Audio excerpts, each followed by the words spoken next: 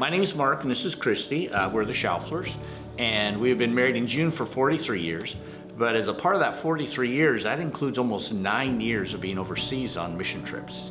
And this summer, if the teams we have planned happen, we'll hit, I think, team number 171. Well, and what's fun is over the years, we're very different as far as how we see life. Sometimes people think, oh, you gotta be 2 peas in the pod to like get along.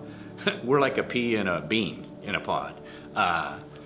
But we've learned to take advantage of that rather than have it be a friction point.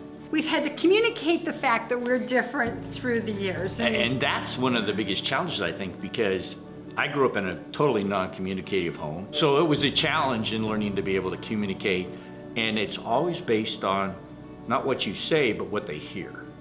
His strengths aren't my strengths, but that works well in that, if we're gonna plan a mission trip, he gets the big picture thing, and yet I'm the one that'll sit there and go, okay, so we need to have the permission slips, and we need to make sure that we have all the supplies we need to carry it off. Once we kind of got things figured out, it's like a lot of times people go 1 + 1 = 2. Well, I really feel in our marriage 1 + 1 = 3.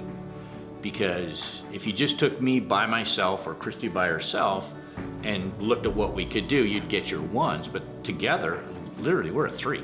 We've found when we'll take our mission trips and we're working with all these different teams, because you talk about different groups of people, it's off the charts sometimes of what we have and the dynamics of that. But to see how it works out and what we can accomplish together, what our teams have accomplished to this day blows my mind.